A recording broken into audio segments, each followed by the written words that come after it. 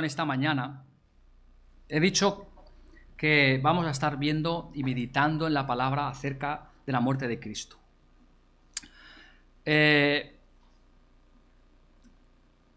Sabemos que viene un tiempo especial, como hemos dicho, ¿verdad? Mañana ya entramos en esa semana en la que se suele llamar Semana Santa, semana de pasión de Cristo, en la que recordamos especialmente. Sabemos que no nos enfocamos en esa semana, durante todo el año seguimos recordando la muerte de Cristo, pero sí que, ¿verdad?, hacemos a veces un especial hincapié en este tiempo en el que hace algo más de 2000 años tuvo lugar ese hecho único en la historia, que vino Dios a morar entre su pueblo y que dio su vida para llevar el pecado de muchos. Y hermanos, en este tiempo de importancia de esta época, yo quiero invitarte a que abras tu Biblia en la primera carta del apóstol Pedro y el capítulo 2. Hemos leído esta mañana una porción, capítulo 1, y ahora vamos a ir al capítulo 2, y quiero llevarte a un versículo, al versículo 21. Y después quiero hablarte acerca de un tema de cómo la muerte de Jesús nos enseña a vivir. En Primera de Pedro, capítulo 2 y versículo 21, leemos esto. Primera de Pedro, capítulo 2, versículo 21, dice: pues para esto fuisteis llamados, porque también Cristo padeció por nosotros, dejándonos ejemplo para que sigáis sus pisadas. Bien, hay pocas dudas en la mente de cualquier persona, da igual que sea creyente como que no, pero hay pocas dudas en la mente de alguien de que la vida de Cristo, hablo de ese Cristo histórico, es un ejemplo para nosotros, para toda la humanidad, ¿verdad? Nadie duda de que Cristo fue alguien excepcional, de que su vida, su paso por la tierra aquí, nos enseña valiosas lecciones de cómo vivir. Y si encima somos creyentes, todavía más importancia, ¿verdad? Porque nos enseña un modelo de vida, de comportamiento, de cómo debemos comportarnos y andar por este mundo, esta vida. Pero yo me atrevería a decir que la mayoría de esa gente que cree que la vida de Cristo es un ejemplo, no supone que la muerte de Cristo es un ejemplo para su vida, ¿verdad? Sin embargo, esto es lo que dice exactamente el apóstol Pedro. Dice que Cristo, al sufrir y al morir, nos ha dado ejemplo de cómo seguir. Entendemos cómo podemos seguir el ejemplo de Cristo en su vida, ¿verdad? Su vida nos dice que Él fue una persona perfecta, que Él no conoció el pecado, que Él era santo, que Él fue inocente, que Él fue sin mancha, y que todo lo que un hombre podía llegar a ser, Él lo fue. En su vida, Él es el ejemplo perfecto. De hecho, la Biblia dice que al ver su vida, debemos ser santos, así como Él es santo. Que debemos ser sabios, así como Él es sabio. Y que debemos ser humildes, así como es humilde. Y además nos dice que también debemos ser obedientes a Dios, como Él fue obediente a Dios. Y que debemos estar sirviendo como Él sirvió. Entendemos que la vida de Cristo es una vida ejemplar. Incluso un ateo francés dijo en una ocasión que Jesús es el modelo de la virtud humana. Pocas personas discutirían en contra del hecho de que Jesús vivió una vida ejemplar. Pero el punto que nos presenta este versículo, que Pedro nos da, no es el ejemplo de su vida, sino que es el ejemplo de su muerte.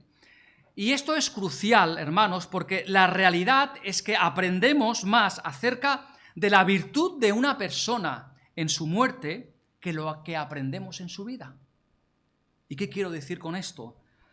Lo que quiero decir, hermanos, es que la revelación más pura de lo que yo soy, de lo que tú eres, de ti y de mí, viene en el momento de nuestra prueba más profunda. La prueba revela la virtud. La adversidad revela la virtud o la carencia de la misma. Cuanto más grande es el problema, más pura es la revelación de lo que somos. Yo no puedo estar convencido de que conozco a alguien realmente si solamente le conozco en los buenos momentos y en los buenos tiempos, ¿verdad? Yo conozco a una persona realmente en los tiempos difíciles, en los tiempos de prueba, bajo estrés, bajo dificultad, porque esta es la revelación más pura de lo que somos. Entonces, la revelación más pura de la virtud de Jesús es en el momento de su prueba más grande, y eso fue en el tiempo de su muerte. Y encontramos o descubrimos que Él es tan perfecto, fue tan perfecto en su muerte como en su vida. La virtud perfecta y pura se manifiesta en su vida, pero en su muerte Él nos da revelaciones de su virtud que nos enseñan cómo vivir. Y yo creo que en la mayoría de casos, o en muchas ocasiones, todos hemos pasado por ver la muerte de Jesús y decir, bueno, entendemos, ¿no? Entendemos lo que es la muerte de Jesús, entendemos lo que nos enseña la cruz acerca de la importancia del pecado, que nos enseña que necesitábamos un Salvador, que Él pagara el precio por nuestra iniquidad y que su muerte para nosotros fue una muerte sustitutiva, mediante la cual Él tomó nuestro lugar. Él murió nuestra muerte y pagó nuestro pecado. Y eso lo entendemos. Pero es que Pedro va más allá.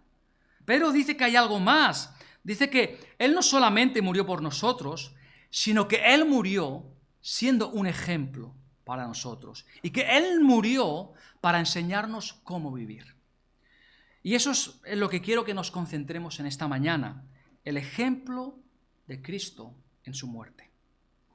Ahora, hermanos, ¿cómo vamos a saber algo acerca de la muerte de Cristo? ¿Cómo vamos a aprender algo de cuál es su virtud revelada? No puede ser revelada en algo que Él hace porque Él está clavado en una cruz y no puede hacer nada. No puede ser revelada a nosotros en algo que Él piensa porque no podemos leer el pensamiento de Cristo. Por lo tanto, lo único que podemos conocer acerca de la virtud de Cristo en su muerte es en lo que Él dice. Y eso lo podemos ver en las últimas 7 declaraciones de Cristo.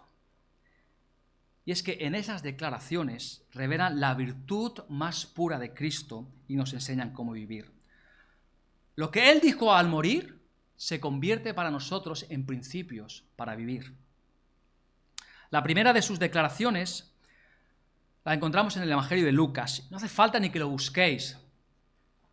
Lo sabemos de memoria, Lucas 23, 34. Lo primero que Cristo dijo en la cruz fue, Padre, perdónalos porque no saben lo que hacen. Él murió perdonando a aquellos que pecaron contra Él. Y hermanos, eso es un principio para vivir.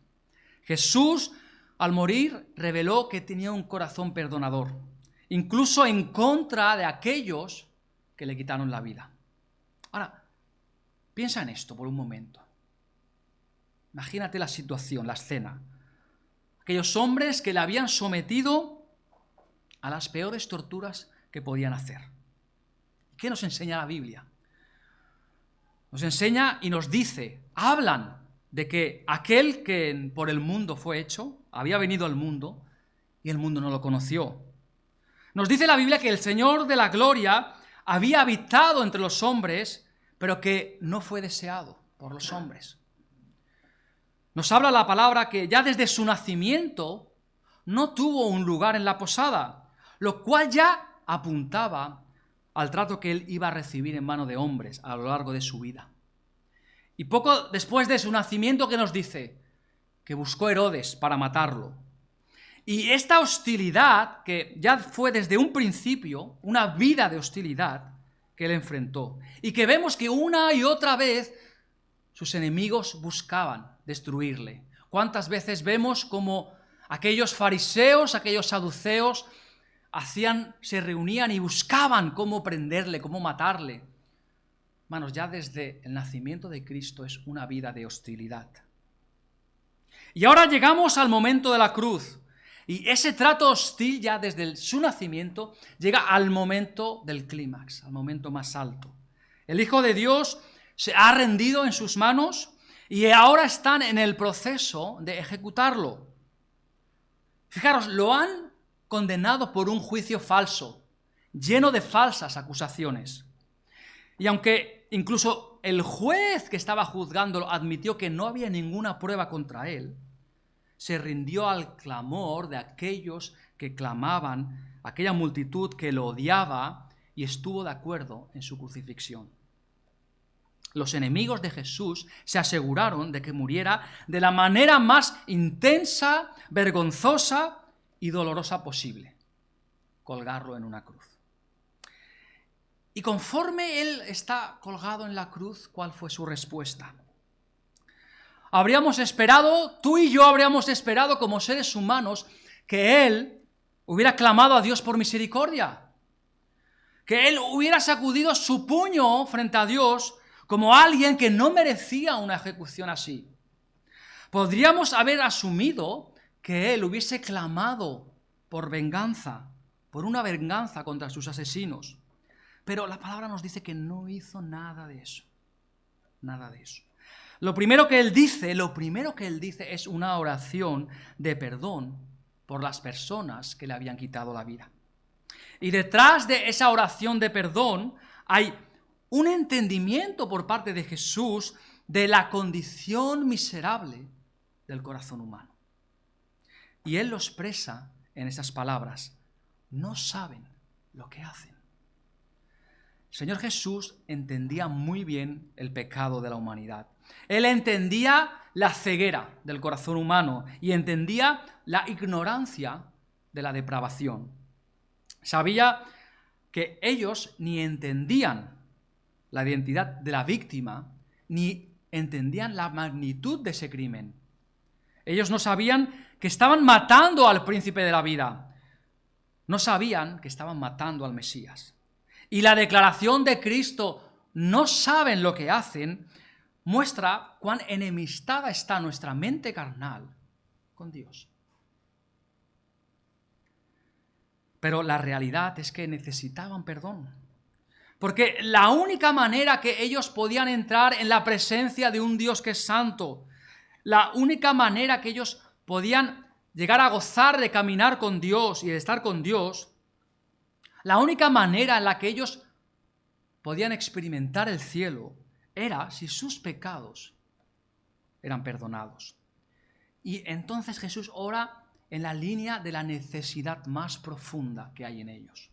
Ora para que unos asesinos impíos sean perdonados. Está más preocupado por su perdón que por la venganza que merecen. Le preocupa más lo que les sucede a ellos que lo que le está sucediendo a él. Este es el corazón de Cristo. Esta es la revelación más genuina de un corazón puro que no busca venganza. Pero llega a decir de Cristo que Él es quien, a que cuando le maldicen, Él no contesta con maldición, que cuando le insultan, Él no responde con maldición, sino que oraba por ellos, quienes le quitaron la vida. El perdón, hermanos, el perdón es la necesidad más grande del ser humano. El perdón es la única manera en la que yo puedo entrar en comunión con Dios. El perdón es la única manera en la que el hombre puede evitar el infierno. Hermanos, el perdón es la única esperanza para encontrar bendición y es por eso que Jesús oró. Y la primera lección importante que necesitamos aprender, hermanos, es que somos pecadores. Y como pecadores no podemos y no estamos listos y no estamos aptos para estar en la presencia de un Dios que es santo. No sirve de nada el desarrollar una virtud hermosa o el de buscar aquello que agrada a Dios si primero no mantenemos una relación con Dios. Y mientras haya pecado entre tú y Dios, no vas a poder mantener esa relación. Es como tratar de conseguir unas gafas a alguien que está ciego. Es un adorno. No sirve de nada.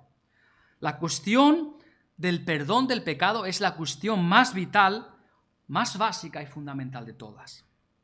No importa si soy alguien muy respetado en el círculo de mis amigos o en el trabajo, si todavía estoy en mis pecados.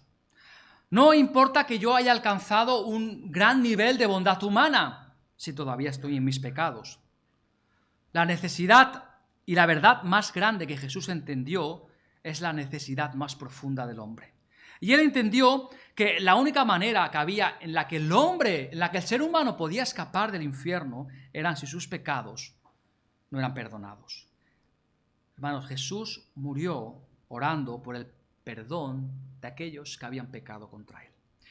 Y yo ahí veo, y hay un principio para vivir. Hay una manera en la que debemos vivir la vida. Y es estando más preocupados que Dios nos perdone el pecado contra él, que estar preocupados a veces por recibir venganza. Esa es la manera en la que debemos vivir la vida. Esteban, ¿os acordáis de Esteban? Esteban aprendió eso. Esteban fue apedreado hasta morir.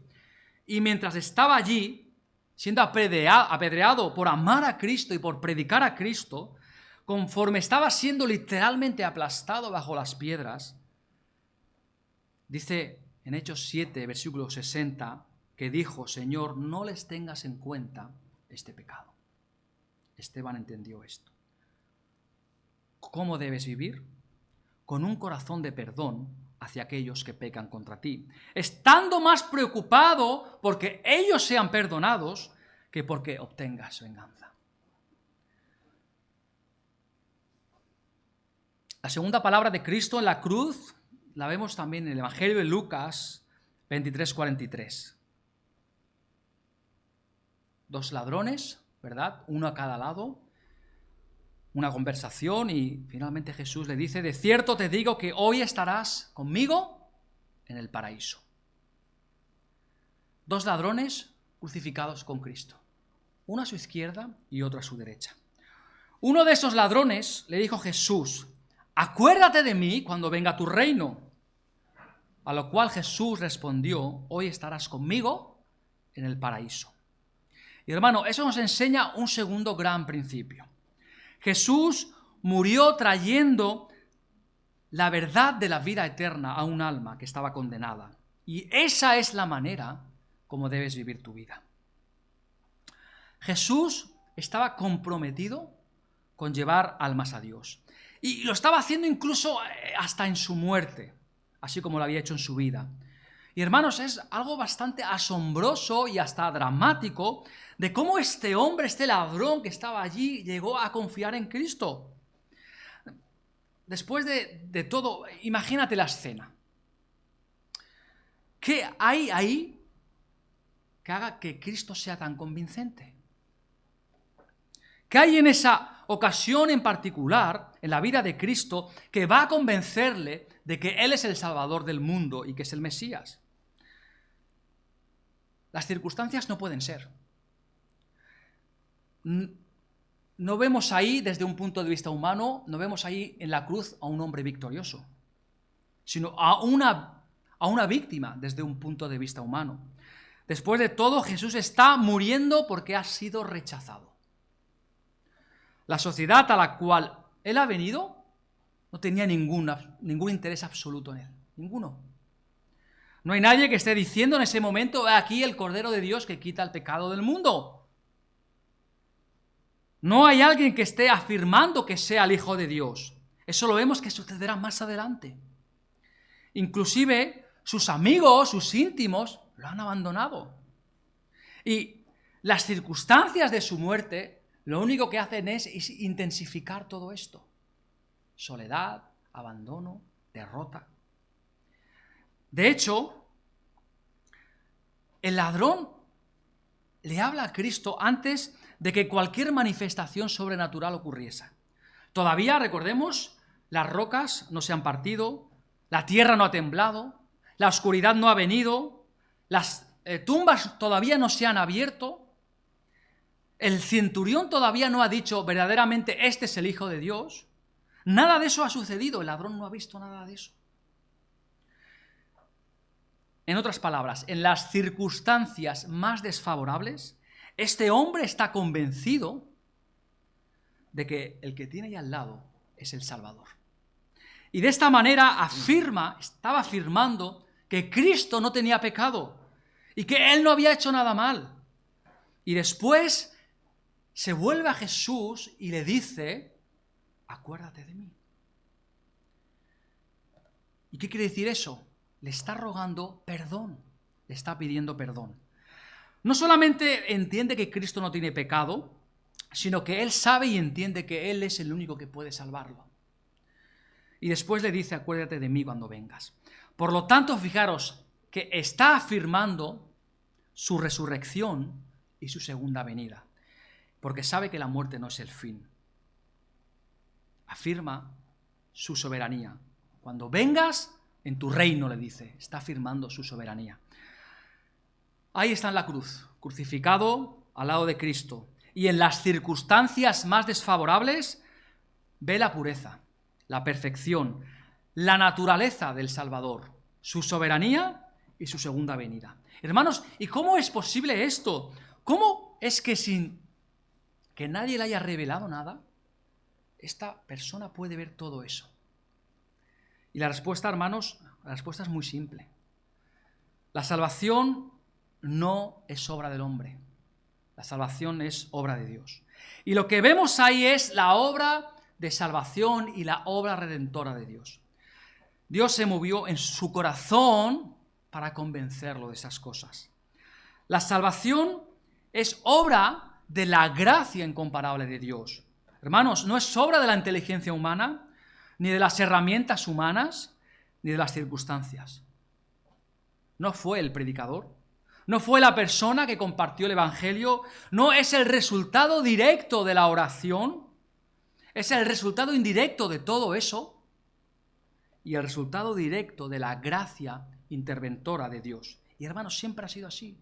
Por mucho que prediquemos la palabra, por mucho que oremos y que tenemos que hacerlo, pero si Dios no se mueve y no obra en el corazón de esa persona, nunca podría llegar a la revelación de la necesidad de Cristo y de que Él es el único y suficiente Salvador. Pablo, escribiéndole a Timoteo, en 1 Timoteo 1:15, dice: Cristo vino a salvar pecadores. Y eso es lo que está haciendo Jesús en la cruz. ¡Qué ejemplo! Murió perdonando a aquellos que pecaron contra Él.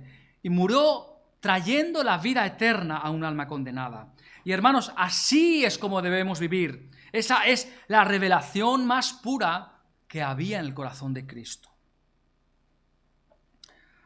Tercera declaración de Cristo en la cruz. Juan 19, versículos 26 y 27. Mujer, he aquí tu hijo.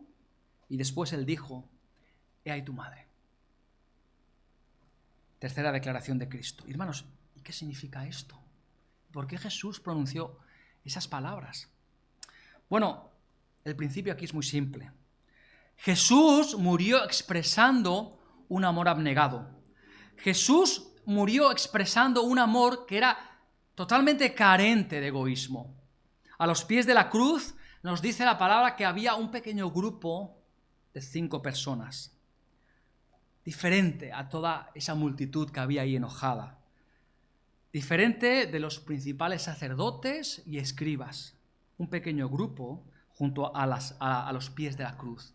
¿Y quién era ese grupo? Bueno, nos dice la palabra que estaba Juan, es el único hombre que es allí nombrado, Juan el apóstol. Y después estaban 4 mujeres. Estaba María, la madre de Jesús, María, quien ahora se había dado cuenta de la fuerza de esa palabra profética pronunciada 30 años antes por Simeón, que le dijo que su corazón iba a ser traspasado por su hijo. María, que tenía todo el amor que podía tener una madre hacia su hijo. María, que está ahí de pie, sin fortaleza alguna. Sin embargo, también sin histeria alguna. María sin llorar, sin desmayarse. Sin embargo, sufriendo en silencio, viendo a su hijo amado. ahí está María. Y después la Biblia dice que posiblemente también estaba Salomé, la madre de Jacobo, de Juan, y después también estaba otra María, la esposa de Cleofás, y después está María Magdalena, la amiga de Jesús, de quien Jesús había echado fuera de ella demonios. 4 mujeres, 3 de ellas llamadas María. Apropiado que la palabra María significa amargura. 4 mujeres. Y está ese grupo lo suficientemente cerca de Jesús para escucharle hablar. ¿Y qué es lo que él dice? Mujer, he ahí tu hijo. ¿Y qué significa eso? Mujer, es María, es su madre. Entonces, ¿por qué no la llama madre? Porque, hermanos, esa relación se acabó. Una vez que Jesús comienza su ministerio, él la identificó como mujer. Podemos verlo en Juan, capítulo 2, ¿verdad? Allí en las bodas de Canaán. Y la identifica como mujer en el sentido que ella no tenía que verlo ya como su hijo, sino como su salvador. Mujer, he ahí tu hijo. María, una mujer excepcional. Sin embargo, como cualquier otro ser humano, necesitada del perdón y de la obra de Cristo. Mujer, he ahí tu hijo. Jesús no está llamando la atención sobre sí mismo, porque entonces, fijaros, se vuelve a Juan y le dice, Juan, he ahí tu madre. ¿Qué está haciendo ahí Jesús? Jesús está entregando a su madre al cuidado de Juan. Está diciendo, María, Juan de ahora en adelante es tu hijo. Y le está diciendo, Juan, tú de ahora en adelante debes cuidar de ella. Encomienda a su madre al cuidado de Juan. Él está muriendo con su madre en el corazón. Y de esa pequeña multitud, su madre era la más necesitada de todas. Es muy probable que José ya hubiese muerto por ese entonces, porque fijaros que José desaparece ya de la escena desde al principio de la historia del Evangelio. De lo contrario, Jesús no tendría que haber hecho una declaración así. Jesús no pudo encomendarla a José. Motivado por la compasión, encomienda a María, a Juan, y Juan a cuidar de María. ¿Y qué nos enseña eso? Hermanos, esto es amor abnegado. Amor que emana del corazón de alguien, fijaros, que está ocupado por el peso del pecado del mundo en ese momento, experimentando un dolor interno mucho mayor que el dolor externo. Y en ese momento su empatía es dirigida hacia alguien más. Verdaderamente, esta es la pureza de su virtud, que sale a la superficie, hermanos, y así es como debemos vivir. Nunca tan abrumados por nuestro propio dolor que perdamos de vista las necesidades de otros. Y hermanos, este es un gran principio para vivir. Nunca tan preocupados con nuestro propio dolor que nos olvidemos de las necesidades de aquellos que nos rodean. La magnificencia del amor abnegado.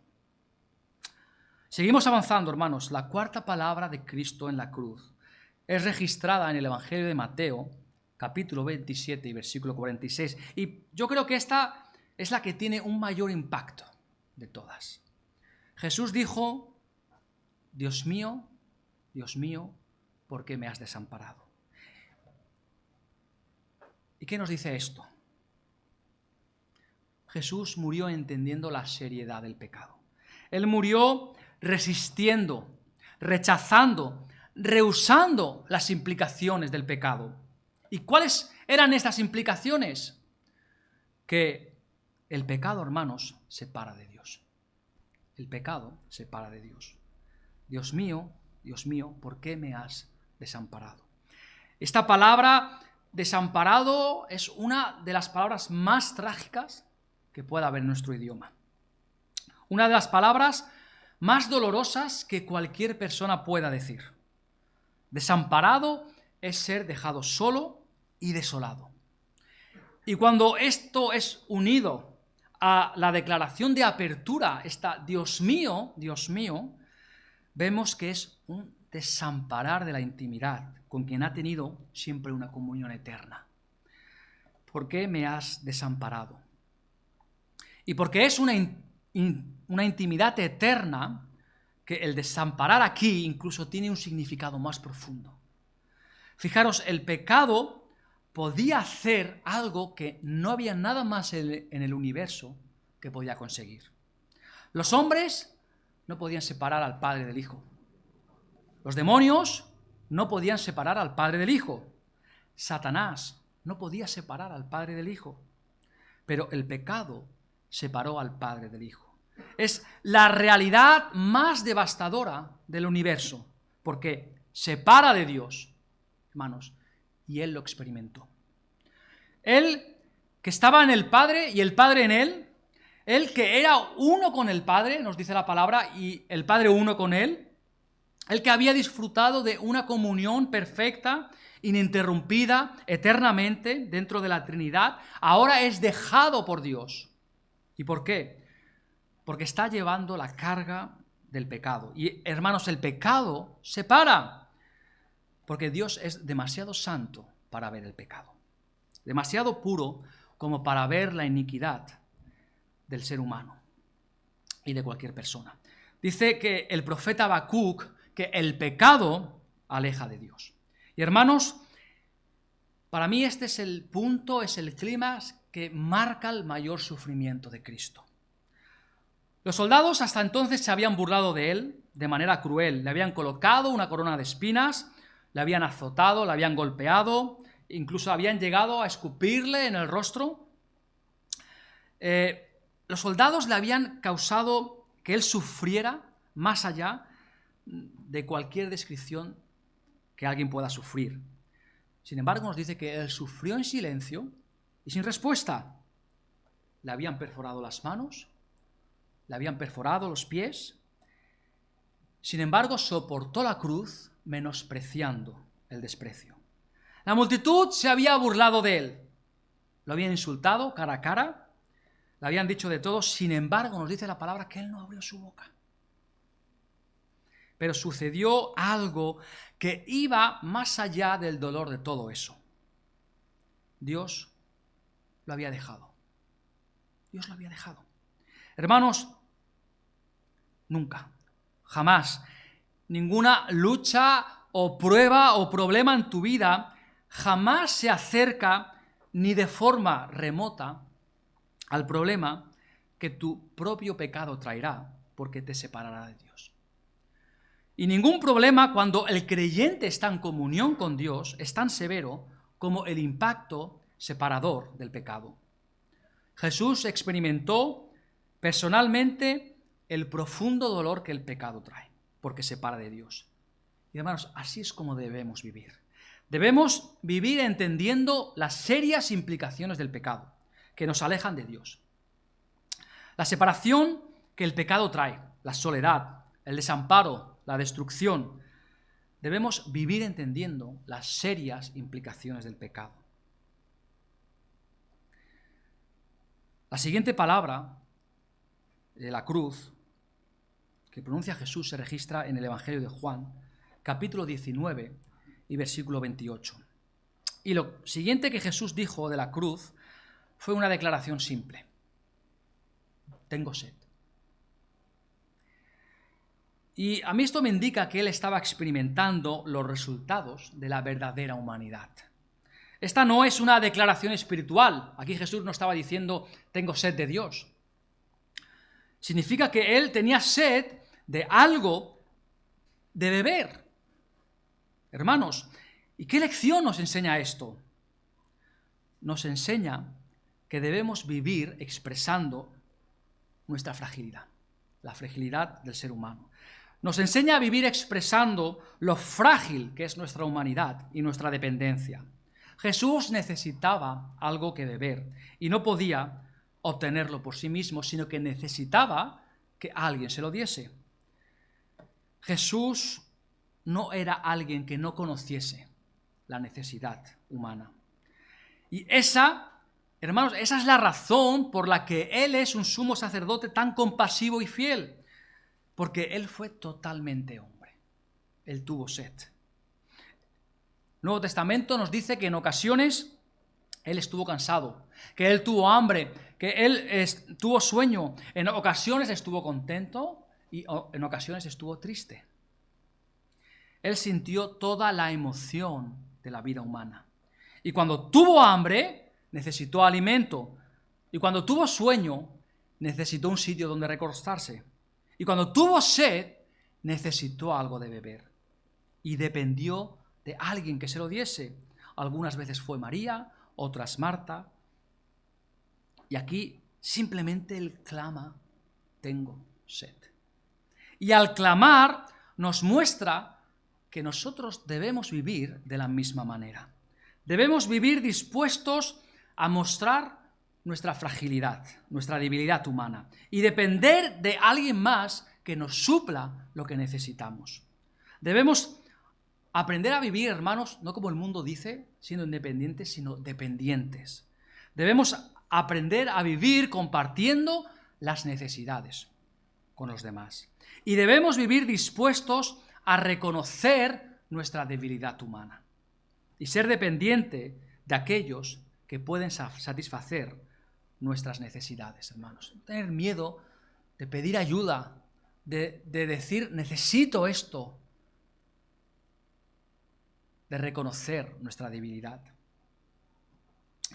La sexta declaración de Cristo y la penúltima se registra en el Evangelio de Juan, capítulo 19, versículo 30. Consumado es.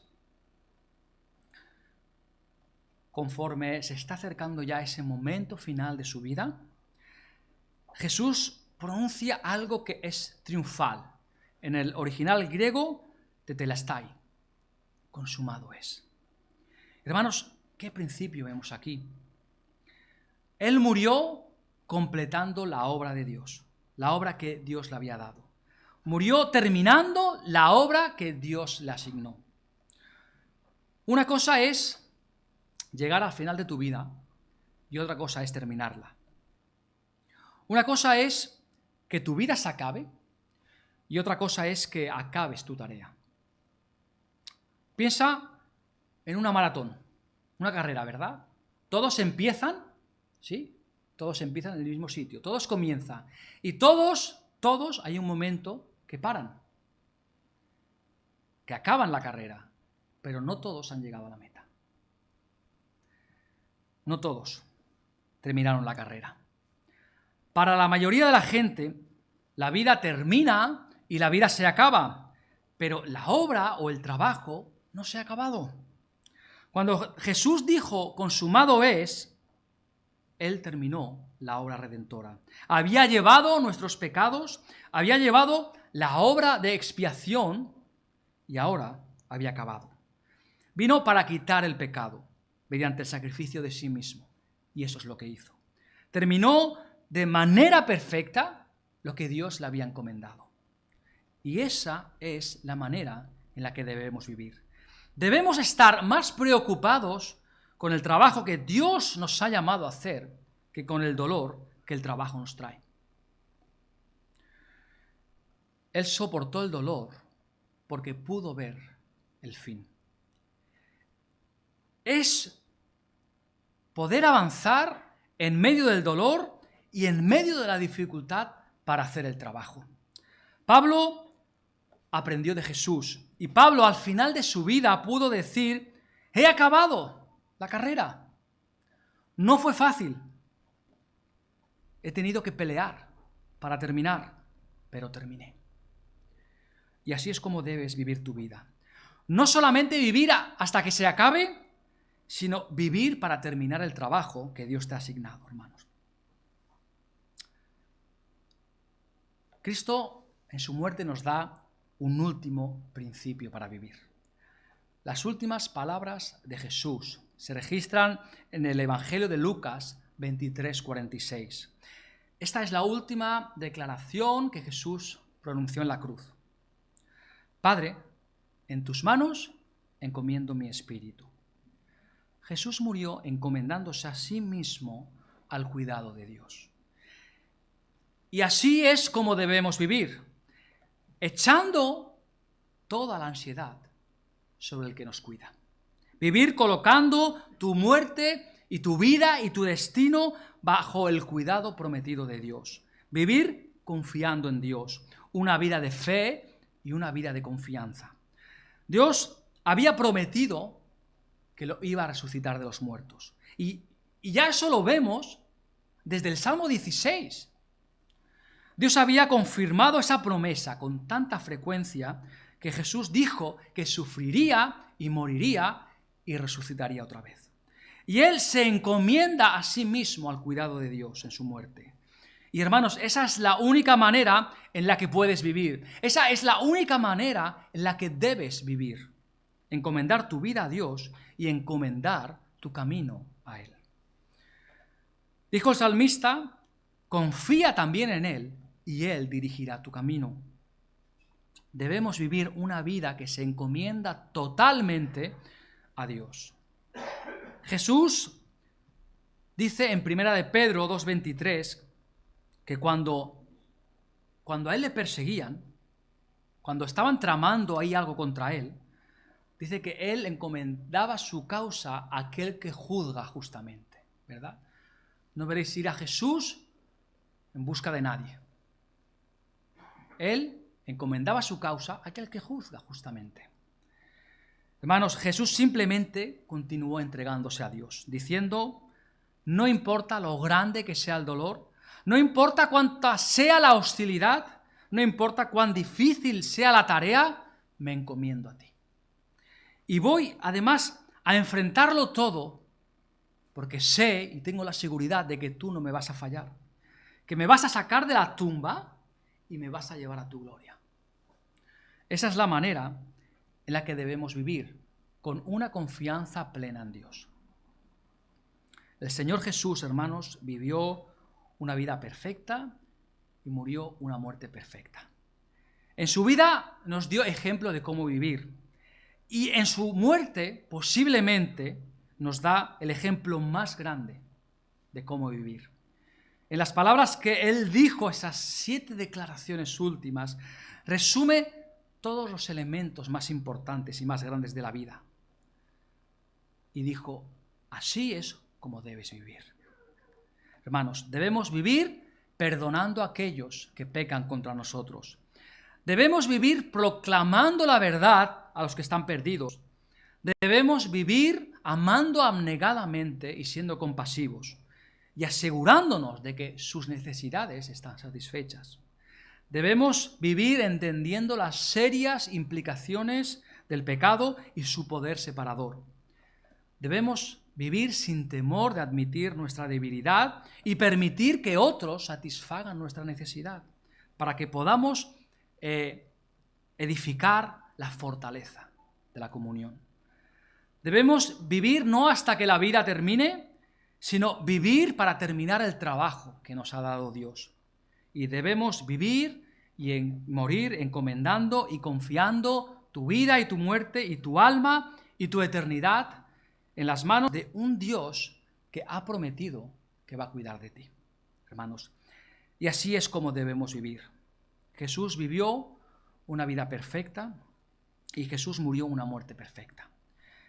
Y como resultado de todo eso, ¿sabéis? La Biblia dice que Dios hizo algo. Lo dice una y otra vez. Solamente en el libro de Hechos lo dice una docena de veces.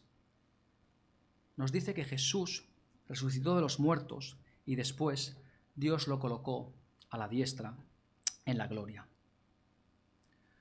Dios resucitó a Jesús de los muertos y le dio la gloria eterna, debido a su vida perfecta y a su muerte perfecta. Hermanos, esa fue la afirmación de la perfección de la obra y la persona de su Hijo. Y eso, hermanos, es debido a la perfección de Cristo. Es decir, Jesús resucitó debido a su perfección. ¿Y qué ha prometido Dios? Dios ha prometido que Él resucitará a aquellos que son perfectos. Quizás ahora puedes pensar,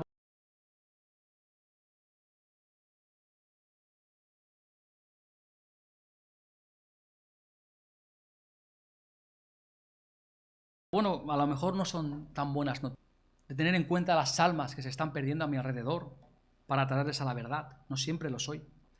Y por mucho que me gustaría ser amoroso de manera abnegada y compasiva para los demás, yo no siempre lo consigo. Por mucho que me encantaría aplicar a mi vida las implicaciones del pecado, no lo hago. Y por mucho que me gustaría admitir mi necesidad humana y depender de otros, mi orgullo muchas veces me impide hacerlo. Y por mucho que me gustaría terminar la obra de Dios, soy flojo, soy muy flojo la mayor parte del tiempo. Soy imperfecto. Por lo tanto, nunca voy a resucitar.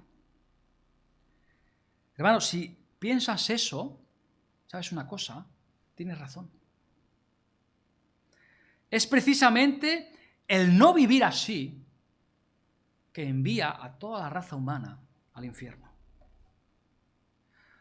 Ahora quedaría mal, ¿verdad?, que yo me bajara del púlpito y dijera se ha acabado la predicación. ¿Qué esperanza tengo entonces? Bueno, te voy a dar la esperanza en las palabras del Espíritu Santo que están en Hebreos, capítulo 10 y versículo 14. Y fijaros qué dice. Porque por una sola ofrenda, y esto está hablando de la misma ofrenda de la cruz de Cristo, por una misma ofrenda, Jesús perfeccionó para siempre aquellos que son apartados. Nunca podrás alcanzar la resurrección, y yo tampoco. Nunca podrás vivir una vida que Dios honre como honró la vida de Cristo. Nunca podrás morir una muerte que Dios honre como Él honró la muerte de Cristo. Nunca podrás ser perfecto. Y esta es la razón por la que estás condenado. Y esta es la razón por la que yo estoy condenado. Entonces, ¿sabéis lo que hace Dios a través de Cristo? Él es tremendo. Él nos da la misma perfección que Cristo. Él nos ha perfeccionado. Nos cubre con la perfección de Cristo. Nos coloca en Cristo para que la perfección de Cristo nos esconda. Y así podamos decir que soy perfecto en Cristo. Y esta es la razón por la que puedes decir estoy en Cristo. Porque si no estuviésemos en Cristo, no seríamos perfectos. Y si no fueras perfecto, Dios no te resucitaría a la gloria. Pero soy perfecto porque Cristo es perfecto. Su perfección se vuelve nuestra cuando lo recibimos como Salvador. Cuando le entregas tu vida a Cristo, su justicia te viste, su perfección te esconde. Y de esa manera Dios también un día te levantará a la gloria. De hecho, la Biblia dice que Él te resucitará a la gloria y Él te sentará en el mismo trono que Cristo, con Cristo. Porque eres tan perfecto como Cristo en Cristo. Ahora, ¿eso significa que una vez que nos hacemos cristianos ya somos perfectos, ya somos hechos perfectos? No, todavía luchamos en esta vida. Algún día seremos perfectos, cuando lleguemos al cielo. Pero mientras tanto, ahora nos cubre la perfección de Cristo. Y de esta manera, nuestro pecado, hermanos, está escondido de un Dios santo que de otra manera sería intolerante con el pecado. Este es el Evangelio, porque Él vive, que nosotros podemos vivir. ¿Entendéis esto? Somos totalmente dependientes de Cristo. Él nos enseñó que no vivíamos de esa manera. Y después dijo, tus imperfecciones yo las voy a cubrir con mis perfecciones. Y hermanos, ese es el milagro, que Dios ahora nos ve como si fuéramos perfectos. Entonces, hermanos, ¿cómo podemos vivir de esa manera? Sabemos que eso se convierte en la búsqueda de todo cristiano. Pero fijaros, debido a que Cristo nos ha cubierto con su perfección, quiero hacer todo lo que pueda hacer para vivir de una manera tan perfecta como sea posible. Debido a que Él me ha cubierto con su perfección, quiero ser el tipo de persona que Él fue. Quiero caminar como Él caminó. Quiero ser perdonador. Quiero estar evangelizando a las almas perdidas. Quiero ser alguien que ama de una manera abnegada. Quiero estar libre de pecado. Quiero ser abierto en compartir mis necesidades. Quiero ser alguien que ama de esa manera y quiero confiar de manera total en Dios. Pero hermanos, yo me veo motivado a todo esto no para alcanzar la perfección, sino para vivir al nivel de la perfección que Cristo me ha dado. ¿Entendéis? Eso es el Evangelio. Eso es el Evangelio, hermanos. Poder confiar en el Señor sabiendo que ya somos salvos, sabiendo que ya somos perfectos a los ojos de Dios porque Él me cubre con su sacrificio. Por lo tanto, yo deseo, anhelo ser como Él, no para conseguir esa perfección, que ya lo tengo, hermanos, sino porque Él ha hecho todo eso en mi vida, porque yo estoy motivado a hacerlo, porque Él me ha cubierto con esa perfección. 7 declaraciones, hermanos, que nos hablan de la muerte de Cristo y que nos dan ejemplo de cómo debemos vivir. Ahora que se inicia esta semana, veremos películas y noticias y escucharemos y se recordarán en algunos medios la pasión de Cristo y cómo fue a la cruz. Y en algunos sitios será algo histórico, como una anécdota, pero recordemos, hermanos, que en esa cruz se dirimió la batalla crucial para la humanidad. La victoria sobre la muerte, hermanos. Y amén, que esta mañana podemos estar aquí convencidos de que nos hemos apropiado de la victoria de Cristo, hermanos. Ya no hay derrota. Cada vez que escuches que hay una batalla entre el bien y el mal a ver quién gana, eso es falso. Cristo ganó a Satanás en la cruz. Y por eso Él sabe que el tiempo que le queda es poco, es limitado. Y Él busca llevarse a todos cuantos pueda. Él busca hacer el máximo mal posible. Hermano, por eso estemos atentos y vigilantes, hermanos, apropiándonos de ese sacrificio en toda su naturaleza. Hermanos, apropiémonos de esa perfección que Cristo ha pagado por nosotros. Animémonos, tengamos comunión los unos a los otros, amémonos de una manera abnegada, hermanos. Que el Señor realmente pueda obrar en nosotros y oremos para que podamos ver, que cada uno de nosotros podamos ver las necesidades de estas verdades. Y hermanos, que lo podamos ver hacerse realidad en nuestras vidas. Vamos a orar. Sí, Dios y Padre, te damos las gracias porque tú has preparado una salvación tan grande, Señor, que no tenemos ni siquiera palabras para describirlo. Señor, enviaste a tu Hijo a vivir entre nosotros y a morir para llevar nuestro pecado, Señor. Y encontramos el ejemplo en su muerte de cómo debemos vivir nuestra vida, Señor. Ayúdanos a entender estas realidades, esta verdad, Señor, y que se haga realidad en nuestra vida. Padre, ayúdanos a vivir conforme al Evangelio, conforme, Señor, a ese don tan alto que hemos recibido, que ha sido tu gracia. Padre, el poder habernos encontrado contigo, reencontrado, Señor, haber establecido comunión, Señor, y porque la perfección de Cristo cubre nuestro pecado, Señor. Ayúdanos a caminar en ese camino de perfección, no para lograrlo, sino porque ya lo tenemos, Señor. Apropiémonos de la victoria de Cristo. Ayúdanos, Señor, a vencer, a salir victorioso de la prueba, de la hora, Señor, difícil, de, Señor, ese valle de lágrimas. Y, Señor, que tú trabajes en nosotros y que vayas haciendo de cada uno de nosotros esa persona que tú quieras que seamos, Señor. Ayúdanos a mirarnos en el espejo de Jesús, de querer ser más como Él, de tener la necesidad de ser más como Él, Señor. Te damos las gracias y te pedimos que tú nos bendigas, Señor. En el bendito nombre de Cristo. Amén. Amén. Vamos a terminar, vamos a ponernos de pie.